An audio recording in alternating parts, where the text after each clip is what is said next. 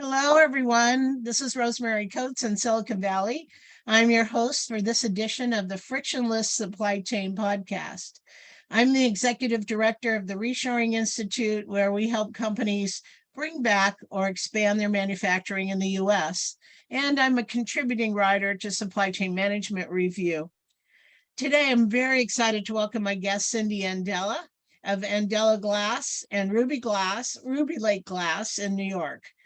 So sitting here in California today, I'm very concerned about the wildfires raging all around us, and especially in our redwood forests, the floods in Kentucky and all across the Midwest, and the heat waves scorching the East Coast. These things are evidence of global warming and a reminder that sustainability of our planet is now an emergency. And there's no simple answer. As supply chain professionals, we know that the additional responsibility of enforcing sustainability has now become a priority with our suppliers. Andela Glass and Ruby Lake Glass are part of the solution. And today, Cyndy Andela is going to tell us about her businesses and her contributions to a sustainable world. So let's get started. Welcome, Cyndy. Yeah, welcome to you too, and everyone out there. Thank you for bringing me here to talk to you. Okay, so let's start off, if you can, tell us a little bit about Andela Glass and Ruby Lake Glass. I think they're unique businesses that people are not familiar with. And if you can describe a little bit about the business and how you got started, that would be great. Sure. So the business that has the longest history is Andela Products, or that makes Andela Glass machines. It's actually an equipment manufacturing business, and we provide equipment, solutions, and systems for primarily turning glass into sand. And most people say, well, why would you do that? And it really fits with what you're saying, Rosemary, that we have to think about the sustainability of recycling. And that includes a small green footprint, I'd say. Okay, so the concept that started in Andela Products was to take local waste glass, do local processing, and use it locally. Okay, and especially with the rising glass prices and everything, it's really important to find solutions that are close to home and make that circular solution a very small one. So we aren't transporting waste and other materials long distances. We sell a lot of equipment to islands. Again, small footprint. They import glass for their consumption.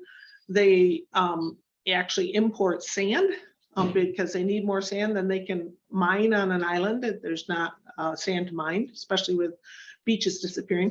So why don't you turn the glass into sand and you don't have to spend all that energy? So the more we do that, circular. So that's what Andela Products does. It provides equipment and solutions and then educates people on how to use that end product. And then Ruby Lake Glass came into business about 10 years ago. And that is a business that actually recycles glass. We take clear glass bays, glass that's not being used for something else. We have a proprietary process for coating it with very specific colors. And now we're making all types of colored aggregates, sand, very fine sand, up to stone-sized pieces. And then that's used to replace natural aggregates. So again, we aren't mining natural aggregates, hauling them long distances. We're recycling glass and local waste and turning it into something that can be used locally. That fits perfectly with the theme of reshoring also. We advocate for local. So manufacturing in your local environment to serve the local customer base. And it makes a lot of sense in reducing your global footprint, your green footprint, and serving your customers faster and more efficiently as well. So it fits right in together with that. So Andela Glass manufactures the machines, right? The big recycling machines.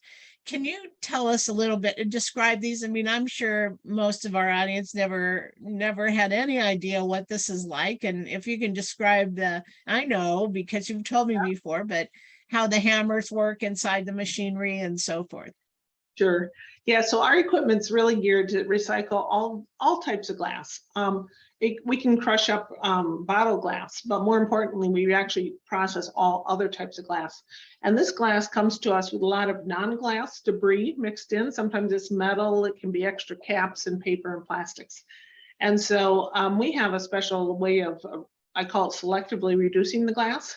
Our hammers and our mechanism breaks the glass down into a sand-sized product, rounds all the edges, but leaves the non-glass in a bigger form. So then the system includes a screening and cleaning operation where we can separate the glass, sand, and aggregates from the debris, because the debris is larger and the glass sand is smaller.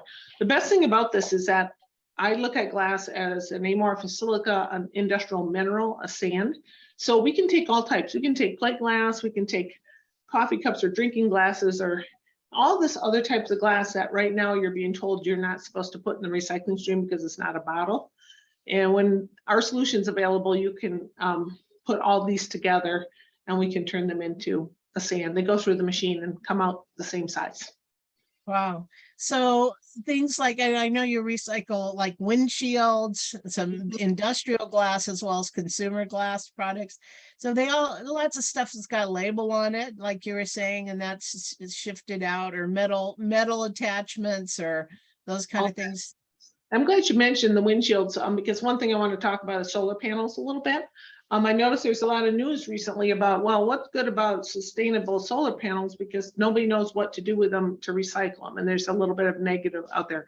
And the answer is yes, there is processes being developed right now to recycle solar panels. And we're involved in that because every solar panel has a glass on top of it, you know, and that glass is attached to laminates.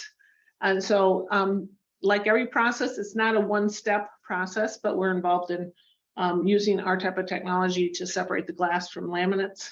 And that is the same sort of technology you'd use in windshields or other types of architectural laminated glass. So we're at the forefront of developing techniques and working with different partners to recycle solar panels too. Really interesting, because as new products are developed and new kind of layers are applied in composite manufacturing, right?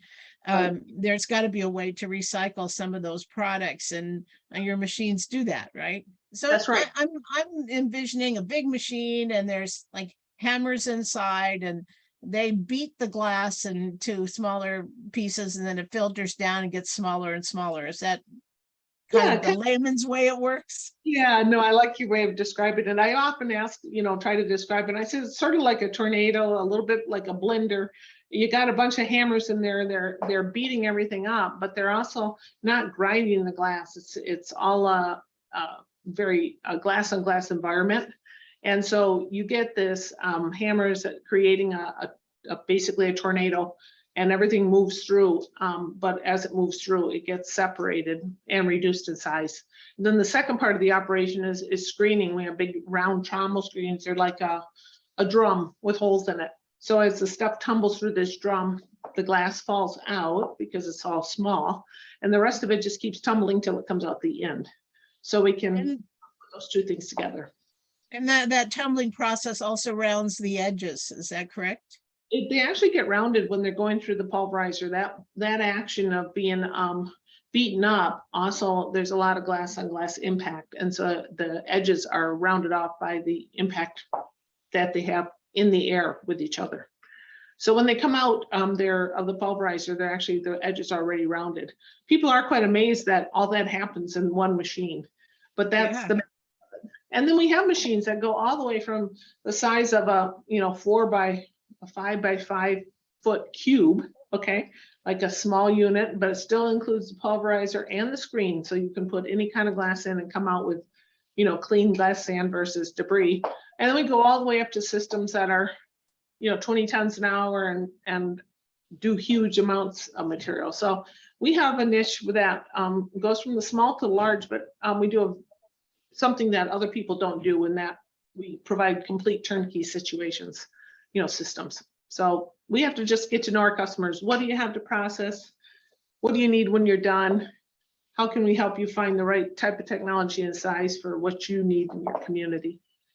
So speaking of customers, tell us a little bit about your customer base. So you said there were island communities that needed and other municipalities and those kind of companies. Yeah, it's really changing a little bit now in the last few years, and all in a good way. Okay, it's always been a lot of islands and offshore type. We've gone all over the world, but here in the United States, what's changing is many communities have been told, by the big waste companies that there's no market for the glass is broken and so on. So we don't want to recycle it in the recycling stream anymore, just throw it in the trash. And communities are like, we don't want to throw our glass away. We know there must be a better solution. So they find us and they go, well, why don't we turn it into sand? So we got a lot of community groups for like Lake Chelan or Chelan, Washington. The Rotary Club bought a system, okay? And they teamed up with their local solid waste people for a location. But Rotarians will come on Saturday and actually operate the machine. And then people will pay them to process their glass. And then they also pay, to take home glass sand and glass gravel for their own community. And so the community loves it because they see the waste glass go and they bring their waste glass and walk away with a finished product that they can use. And it's a sustainable solution. So we're getting more and more municipalities or community groups within a municipality who are saying, we want a solution locally because it's not working too well on the big scale. And so municipalities and public and private people. Yeah, I would imagine that manufacturers over time are going to be quite interested in this as well, especially manufacturers that make things like TVs that have to be recycled when they get old or quit working or whatever. Yeah. All kinds of products, consumer products as well, that now these businesses who never thought they were in the recycling business have to become recyclers also. Yeah, no, there's a lot more corporate interest because corporations are thinking, boy, we got to have circularity. So they start looking at what they're throwing out. So yeah, some of my customers, I'm working with are private companies that are basically providing the service to the industries, and they're taking the waste glass that comes out of the back end. So all these companies, whether they're window and door companies or, specialty glass or tableware, people are surprised at how much glass when you think beyond the bottle. And by the way, the bottle beyond the bottle, I like that. Yeah, and it's not just about bottles. The bottle manufacturers want glass too, but they're just there's a sphere of influence where you can collect clean bottles and get back to them with that. But if you start trucking it across states many miles, again, you're using more energy to get it to them. Right. All things that supply chain people now have on their plates and they're thinking about or being asked to think about by their boards of directors or executive management, saying, it's not good enough just to be buying stuff, supply chain people. Now you got to figure out how it can be recycled as well. When our customers ask for that, or when you're working with a new supplier that you have to qualify, they have to also be cognizant of recycling and other sustainability issues. So that's terrific. Let's turn now to Ruby Lake Glass, because I love these stories about what you do. So you take the recycled materials from Andela, right? Yeah, and actually, one of the things you kind of touched on was Ruby Lake glass, like some of the other types of glass other people don't use. So there's still a lot of old CRTs, TVs that are still floating around. And there's companies that separate them and recycle them. And the front panel of a TV is a clean glass that we take. A Ruby Lake glass takes that as feedstock, as well as material out of Andela equipment from clear glass, architectural glass, and so on. So our customers that use our equipment feed the Ruby Lake glass recycling business itself. Okay. And so tell us about what kind of products are at Ruby Lake Glass come out of there. I know. So we make these beautiful colored products. You look at them and you think, wow, that's a cobalt blue bottle. Where'd you find so many of them? But it's not actually that. It's a glass that's been coated, and we have a proprietary process for putting a very thin, durable coating on glass particles. And we do that with a low VOC, a low temperature water-based process. So it's environmentally friendly, and you can make any color you want. Our products there may go as a bright cobalt blue, or it might be particles that look like natural stone. So our customers are like big cities that have bike lanes and bus lanes or pedestrian spaces that they want to have a permanent aggregate sand or small aggregate surface on. So they'll buy our products, contractors will buy it, and then they apply it to the ground with a low VOC epoxy. And now you've got a permanent, high durability, high friction, color of your choice surface. So basically we're into surface coatings. And when you think of surface coatings, it could be a horizontal or a vertical surface. In other words, you can add the particles to coatings and coat your walls. Think of textured paint or sand paint, only again, you're not using sand, which won't hold the color. You're using our product.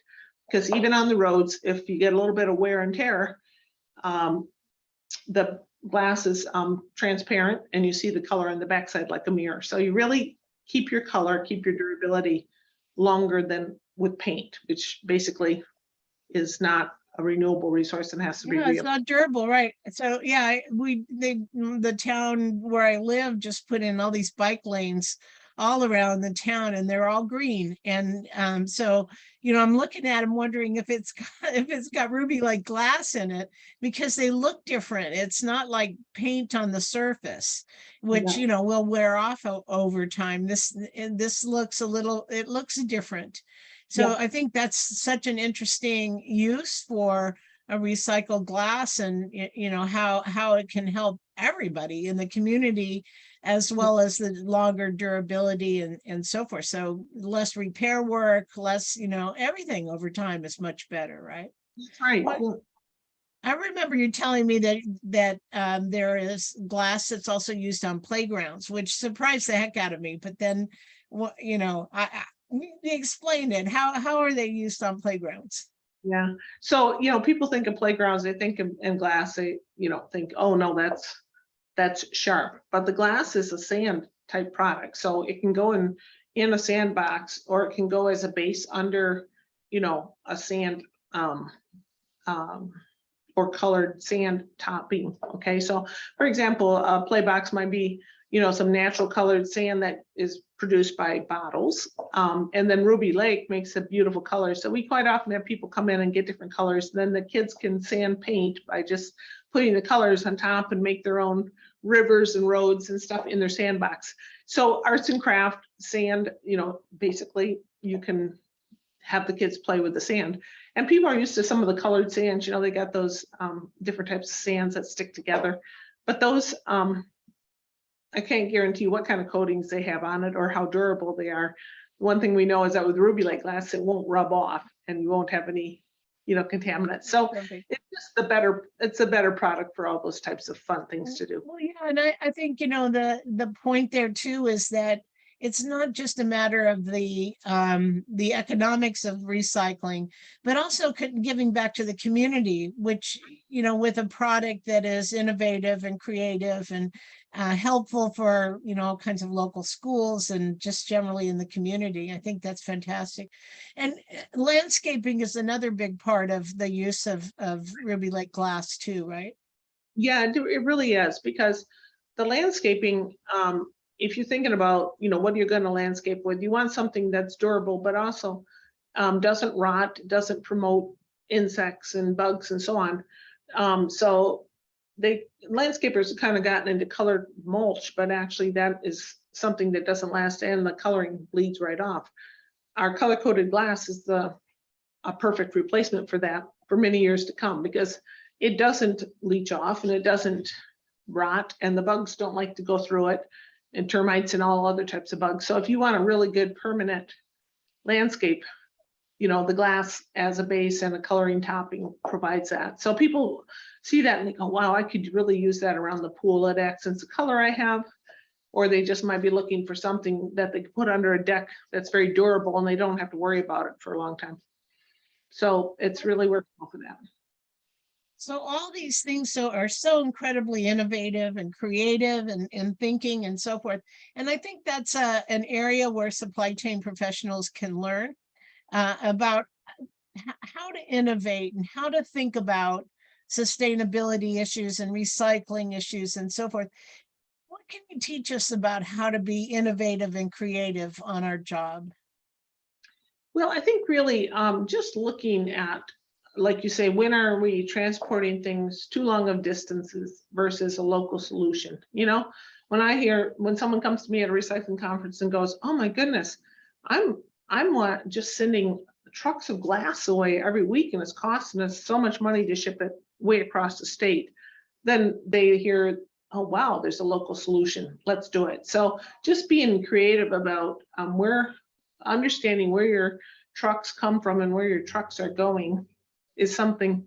I always say, follow the truck. Okay, we often are just in our own bubble and we only care about what's happening in our backyard, but just think about where your things, that your materials, your recyclables that are picked up, where do they go and where do they come from, you know? And Yeah. can we do a better job finding a local solution for them?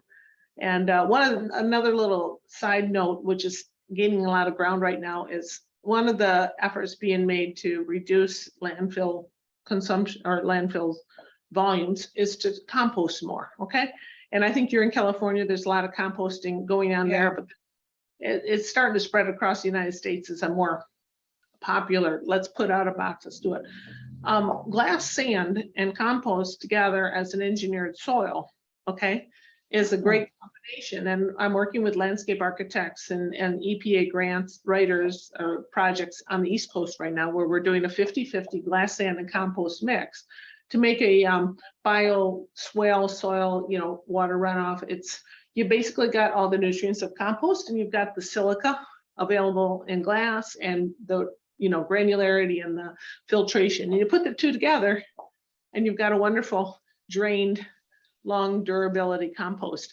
So what I see, what a great thing for your garden, right? So it drains really well and it's full of nutrients, and wow, what a great idea. Yeah.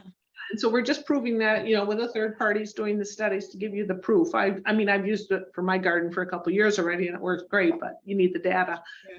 But that's creativity. Look at two different waste streams you have in your community and people wondering what to do with it. And, you know, put the two together. And I've had people say to me, how do I get the glass out of compost? Because if you're doing food waste compost, once in a while, somebody throws a piece of glass in the compost and it breaks up and there's some sparkles in there. And I said, oh, you can't get the sparkles out, but you can we could, you know, kind of just add half and half, and then it's the way it's supposed to be. So it's really exciting to see that openness, that creativity happening where people are like, yeah, why not? Why don't we put the two together? And then I think some of it is just focusing on the issue, right? So this is something that supply chain people just haven't had on their job description until recently.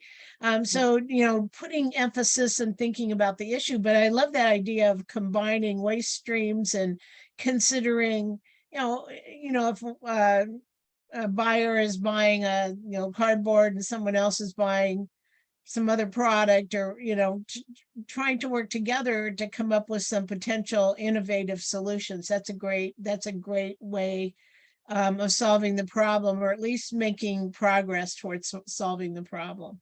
yeah, That's terrific. yeah. Well, Cyndy, any closing thoughts? Anything we missed or something you'd like to add?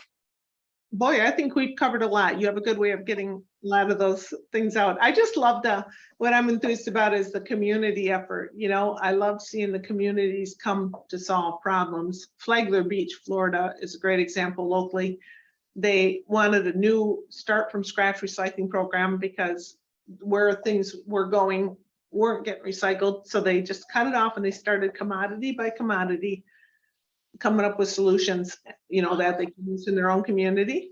And of course, they bought a pulverizer because they said, well, we can use glass, sand in our own community. And they started selling it. And, you know, you got the community itself was so supportive. And that's what I think we missing is that sense of satisfaction that all the people in the community get from watching things happen locally. So I'd say, you know, let's keep thinking locally And Yeah, that's another great suggestion. I'm not only looking at combined waste streams, but thinking about your local community, which, we get into these industrial environments and supply chain, and we're thinking about the world, right? And not necessarily what's next door. So that's another good piece of advice that we can incorporate. people feel like So- they can control it better because the supply chain does give us grief. I mean, I have a hard time getting things in, and it's frustrating when you can't find your electrical components or steel to build your machines, so Yeah. you want to feel like you have somebody you can reach out to, and that fills that need. Terrific. Thank you so much for joining us today, Cyndy. It's so interesting to talk to you, as always. And can Yes. you please give us your contact information if listeners want to hear more or reach out to you? Sure. Yeah, just reach me at my email address is C Andela. So it sounds like Candela, CANDELA, and that's at Andela Products, the same name, ANDELA products.com. And Terrific. you can call us, you look us up on the web at www.andelaproducts.com, and you can get a hold of us from there. And how about Ruby Glass? And that would Ruby be Lake. Yep, that's similar. Ciandela starts the same, only it's at rubylakeglass.com. And again, look up our website, rubylakeglass.com. Terrific.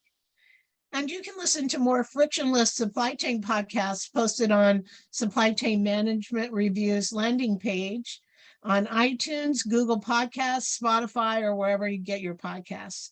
And you can reach me, Rosemary Coates, at rcoates, RCOATES, at reshoringinstitute.org, and visit our website at www.reshoringinstitute.org, where we publish all of our research on manufacturing in America. Thanks, and have a great afternoon. Thank you.